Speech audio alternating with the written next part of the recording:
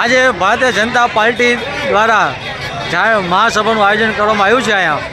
ચૂંટણીલક્ષી, તો આ બાબતે તમે શું કહેશો? અમારા ભારતીય જનતા પાર્ટીનું સૂત્ર છે સૌનો સાથ, સૌનો વિકાસ અને સૌનો વિશ્વાસ સાથે અમે એ કહીએ છીએ આ એરિયામાં એક કોમ્યુનિટી હોલ અને એક સ્કૂલની જરૂરિયાત છે, જે અમારા જે અહીંના ધારાસભ્ય જગદીશભાઈ મકવાણાએ જે દિલાસો આપ્યો છે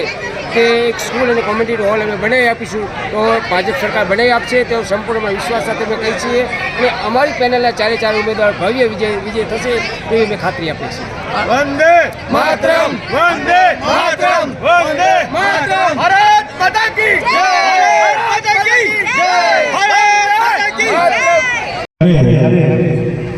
આ વોર્ડ નંબર 11ના ગણપતિ ભાટસર વિસ્તારના રહીશોની આજની આ ચૂંટણીની જાહેર સભામાં આપણી વચ્ચે ઉપસ્થિત મારા જિલ્લા ભાજપના ઉપાધ્યક્ષ બહેન શ્રી મીનાબેન સિંધવ, મારા પાર્ટીના આગેવાન ભાઈ શ્રી રાકેશભાઈ ખાંડલા, મહામંત્રી ભાઈ શ્રી ભાઈ આનું કંઈક સેટ કરજો, નીરવસિંહ, તો વર્ષાબેન, રંજનભાઈ, ઋષિભાઈ માંડીને અમારે પાર્ટીના ભરતભાઈ, ચંદ્રસિંહ, ભાઈ શ્રી દિલીપભાઈ, લક્ષ્મણભાઈ, સૌ આગેવાનો, નટુભાઈ, આ વિસ્તારમાંથી પધારેલા સૌ મારા વહાલા બહેનો, વડીલો, યુવાન મિત્રો, પત્રકાર મિત્રો, ભારતીય જનતા પાર્ટીનો ખેસ પહેરી અને આજે વિધિવત રીતે ભાજપમાં જોડાય છે.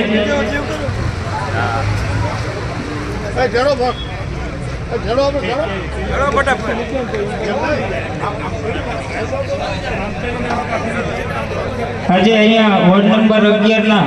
4 ઉમેદવારોના સમર્થનમાં આજની આ જંગી સભામાં કેસરીઓ થઈ રહ્યો છે અને ભારતીય જનતા પાર્ટીમાં આ યુવાનો આજે જોડાઈ રહ્યા છે. સૌનું ભારતીય જનતા પાર્ટીમાં ખૂબ ખૂબ હાર્દિક સ્વાગત થઈ રહ્યું છે. આપણા માન્ય ધારાસભ્યશ્રી અને અમારા જિલ્લાના આગેવાનો એમને ખેસ પહેરાવી અને ભારતીય જનતા પાર્ટીમાં વિધિવત રીતે એમનું સ્વાગત કરી રહ્યા છે. મોભી છે એને સાજા તો કરવા પડશે, પણ આ 5 લાખ રૂપિયા અમે લાવશું ક્યાંથી? કાં તો અમારી બહેનોના મોંઘામાં મોંઘા દાગીના વેચે, કાં તો મકાન ગીરવે મૂકે, ને કાં તો કોઈ સાહુકાર પાસેથી 2%, 3% અને 5% એ રૂપિયા લઈ અને એ આપણા પરિવારના જે સ્વજન છે, દેશના આદરણીય વડાપ્રધાન નરેન્દ્રભાઈ મોદી સાહેબને ખબર હતી કે મારો ગામડામાં વસતો છેવાડાનો માનવી હોય, શહેરમાં વસતો ગરીબ અને મધ્યમ વર્ગનો મારો ભાઈ બહેન હોય અને એના પરિવારની અંદર આ બીમારી આવે અથવા તો એને બીમારી આવે તો આટલા રૂપિયા એ લાવે ક્યાંથી? ઘણીવાર તમે બેઠા નહોતા થઈ શકતા, પણ એ મોદી સાહેબે આયુષ્યમાન કાર્ડ, કેન્દ્રના 5 લાખ ને ગુજરાતના મુખ્યમંત્રી ભૂપેન્દ્રભાઈ પટેલની સરકારના 5 લાખ રૂપિયા પીડી રાઠોડ પ્રભુદાસભાઈએ